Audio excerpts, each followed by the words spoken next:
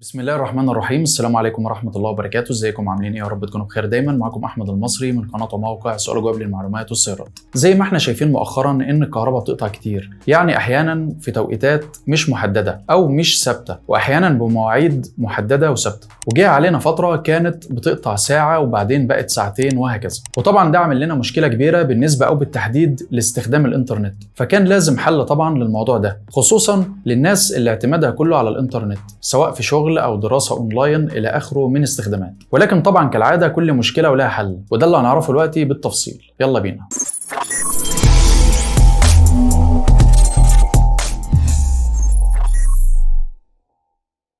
الحل هنا انك ممكن تشغل الراوتر على باور بانك خارجي، ولكن انا هنا طبعا مش جايب لك حاجه جديده، او زي ما بنقول كده بالبلدي او بالمثل المصري، انت يا عم احمد مش جايب الديب من ديله. يعني انا هنا مش جايب لك حاجه انت اول مره تعرفها، لكن هكلمك على بعض الفنيات اللي هتفيدك جدا لما تيجي تختار باور بانك للراوتر بتاعك، علشان ما تضربش الراوتر بتاعك وترجع تشتكي في النهايه ان الراوترات بتبوظ من الباور بانك. او على اي اساس انا هختار الباور بانك، او ايه هي الاساسيات اللي بناء عليها هجيب باور بانك وهوصل الراوتر واشغله لمدة ساعة او 2 او 5 ساعات. كل ده بقى اللي هنعرفه ان شاء الله في الفيديو ده. ولكن خلينا نتكلم في البداية على الباور بانك. الباور بانك بيخرج باور او طاقة 5 فولت بس، وبالتالي مش هيقوم الراوتر، لان الراوتر بياخد باور او طاقة 12 فولت، وفي رواتر مع امبير عالي بيبدأ من 1.5 امبير لحد 2 امبير، يعني 1500 ملي امبير او 2000 ملي امبير. بالتالي انت هنا محتاج حاجة توفر الفولت المناسب للراوتر، وده بقى اللي هيتم من خلال تحويلة او وصلة بتحول الفولت اللي خارج من الباور بانك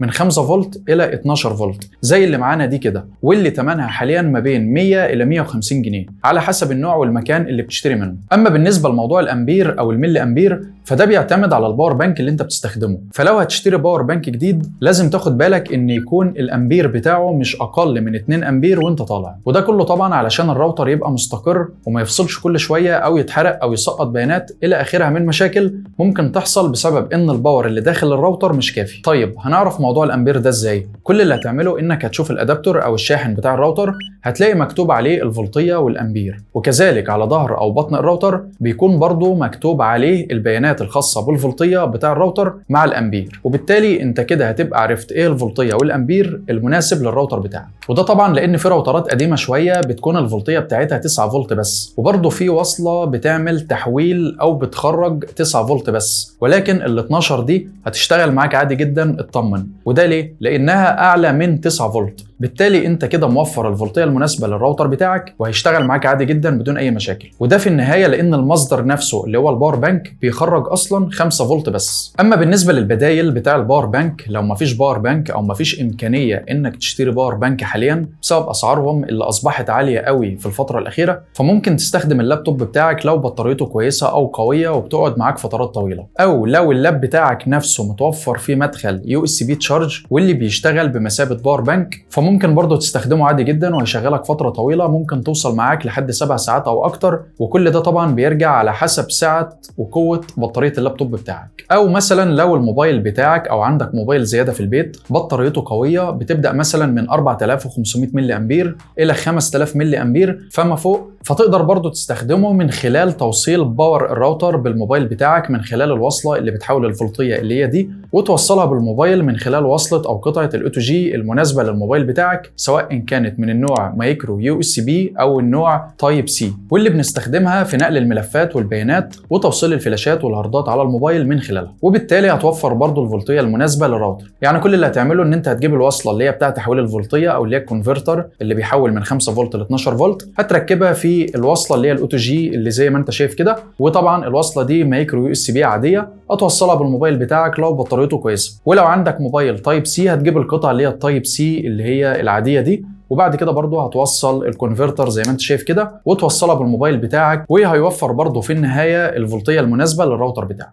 ولو في عندك الامكانيه او القدره الماديه انك تشتري الباور بانك، ولكن بعد تفكير انت حسيت انك مش محتاج الباور بانك في حاجه، او مش بتخرج كتير او بتسافر كتير، وهيكون احتياجك كله محصور حوالين جزئيه تشغيل الراوتر وقت انقطاع التيار الكهربي، في الحاله ديت في البديل ده واللي هو انك ممكن تشتري جهاز اسمه UPS، ولكن طبعا في منه انواع كتيره جدا في السوق، خصوصا السوق المصري، واشهرهم النوع اللي هو اسمه EBC، واللي من انتاج شركه شنايدر الكتريك الفرنسيه زي اللي في الصوره قدامك دلوقتي. وده بيكون بمثابه شاحن او ادابتور، وفي نفس الوقت UPS لو الكهرباء قطعت، فبيحول بشكل تلقائي واوتوماتيك على البطاريات اللي موجوده فيه، واللي بتشتغل بمثابه باور بانك. وطبعا بتفضل سايبه متوصل على طول بالكهرباء لو حابب، لانه لما بيكتمل شحن بيفصل لوحده. ولكن عيبه بس السعه بتاعته للاسف 2000 ملي امبير بس، وده طبعا قليل جدا، لانك لو قسمت ال 2000 ملي امبير دول على 1.5 امبير اللي الراوتر اصلا محتاجهم، فالنتيجه بالظبط هتكون ساعه و33 دقيقه، يعني قول ساعه ونص. وبالتالي ده طبعا معدل قليل جدا جدا، وما عملناش حاجه في النهايه، لان احيانا الكهرباء بتطول وبتقعد فترات طويله وكبيره اكتر من ساعتين. يعني احنا كمان داخلين او احنا في جو الشتاء حاليا، احيانا الكهرباء بتقطع بالليل لو في مثلا امطار والدنيا بايظه بره، فاحيانا الكهرباء ممكن تفضل قاطعه معاك طول الليل، فلو عندك شغل او حاجه انت في النهايه برضه عطلت. ده غير كمان ان سعره غالي شويتين ثلاثه، يعني اخر سعر كنت شفته للUPS ده كان سعره 700 جنيه.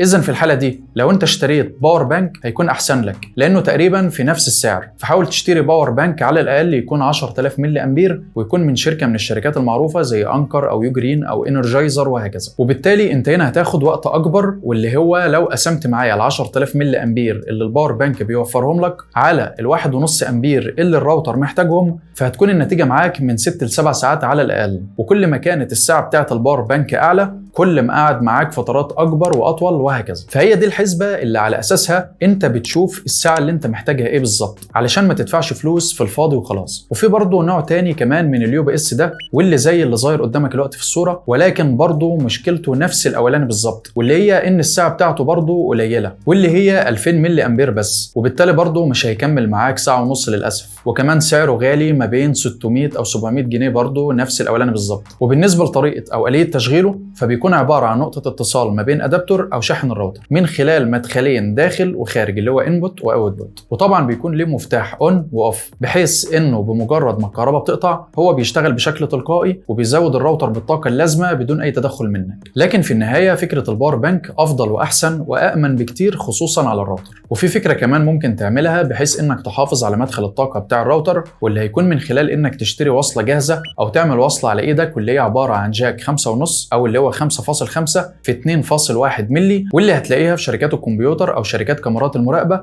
واللي بتكون زي اللي في الصوره قدامك دلوقتي ومعانا كده، واللي بتكون عباره عن طرف ميل والتاني في ميل، واللي بنستخدمها للباور بتاع الكاميرات. فممكن تشتريها لو لقيتها جاهزه في اي مكان، او تشتري الوصلتين وتربطهم ببعض وتسيبها راكبه في الراوتر وتخلي الشغل على الجزء الفيميل منها وبس. وكل ده طبعا علشان تحافظ على المدخل بتاع الراوتر نفسه، وعلشان مع الوقت ما يوسعش منك او يحصل فيه مشاكل من كثره الاستخدام وهكذا. وده طبعا لانك كل يوم هتشيل الجاك بتاع ادابتور الراوتر وتركب الجاك بتاع الوصله او التحويله في الراوتر، وبالتالي مع الوقت ممكن تتسبب في مشكله لمدخل الراوتر. لكن من خلال الحل ده انت هتسيب الجاك الاساسي ثابت، وهتشتغل من خلال الطرف الخارجي بس، يعني هيبقى بمثابه تطويله لا اكتر ولا اقل. وطبعا سعرها قليل، يعني لو جاهزه بتعمل لها حوالي 10 جنيه، ولو شاري وصلتين علشان تربطهم ببعض زي اللي معانا كده، الارض في الارضي والكهرباء في الكهرباء، او اللي هو الاسود في الاسود والاحمر في الاحمر، فسعر الوصله الواحده 2 جنيه ونص، يعني الوصلتين عاملين 5 جنيه او على حسب المكان اللي بتشتري منه. بس طبعا في نصيحتين. النصيحه الاولى واللي هي حاول دايما لما تخلص شغل بالوصله بتاع تحويل الفولتيه الخاصه بالراوتر انك تفصلها وما تسيبهاش راكبه في الباور بانك الخارجي او باور بانك اللابتوب. وده طبعا لانها بتفضل واخده باور للاسف، فممكن انها تتحرق او تعمل لك مشكله في اجهزتك او حاجه. يعني بمجرد ما الكهرباء ترجع افصلها على طول وما تسيبهاش متوصله. اما النصيحه الثانيه واللي هي انك قبل ما تكلف نفسك وصله او باور بانك، حاول اولا تتاكد ان في حراره في الخط بتاع تليفونك الارضي والكهرباء قطع، لان في بعض المناطق او الاماكن بمجرد ما الكهرباء بتقطع فيها فللاسف كباين الكابلات والتليفونات هي كمان بتفصل. وده بيكون سببه ان البطاريات اللي موجوده في الكباين دي يا اما مش موجوده او بايظه او فيها مشكله. طيب هنتاكد من الموضوع ده ازاي؟ هيكون طبعا من خلال انك هتجيب سماعه التليفون الارضي وتوصلها بسلك التليفون اللي هو الار جي 11 اللي داخل على الراوتر واللي جاي من البوكس اللي جنب بيتك. ولو لقيت السماعه فيها حراره او نورت معاك يبقى انت كده تمام وزي الفل، وتوكل على الله اعمل اللي قلناه من شويه في الفيديو. لكن لو لقيت العكس ومفيش اصلا حراره في سماعه التليفون، او بتشتغل معاك مثلا لمده نص ساعه وبعدها بتفصل، يبقى انت في الحاله دي بلاش تكلف نفسك على الفاضي واستنى لما الكهرباء ترجع وخلاص. وبس كده، دي كانت كل حاجه عن عن موضوع تشغيل الراوتر والكهرباء قطع، واهم واشهر الاجهزه والطرق والوصلات اللي هتستخدمها في الموضوع ده. وبالنسبه بقى للتاجر اللي اشتريت منه وصله التحويل من 5 فولت ل 12 فولت، فتقدر تتواصل معاه من خلال رقم الواتساب اللي وفره لك داخل موضوع الفيديو ده على موقعنا الالكتروني، بحيث انك تتواصل معاه لو حبيت تشتريها او مش عارف توفرها بسهوله. والرابط ده طبعا هسيبه لك في الوصف وفي اول تعليق مثبت تحت الفيديو ده ان شاء الله. اتمنى في النهايه تكون استفدت معايا ان شاء الله، ولو عندك اي اسئله واستفسارات يا ريت تسيبها في التعليقات تحت الفيديو ده، وان شاء الله هرد عليك في اقرب وقت. وطبعا مش اكد عليك لو لسه جديد معانا في القناه ما تنساش تضغط على زر سبسكرايب الاشتراك في القناه ولايك وشير وتفعيل الكل من جرس التنبيهات علشان يوصلك كل جديد ينزل فيها اول باول ان شاء الله. شرفني كمان باشتراكك في قناتنا الثانيه سؤال وجواب قصص وحكايات علشان يوصلك كل جديد ينزل فيها اول باول باذن الله. تحياتي لحضراتكم، ما تنسونيش من خلص الدعوات، وفي النهايه كالعاده سبحانك اللهم وبحمدك اشهد ان لا اله الا انت استغفرك واتوب اليك، والسلام عليكم ورحمه الله وبركاته، في امان الله.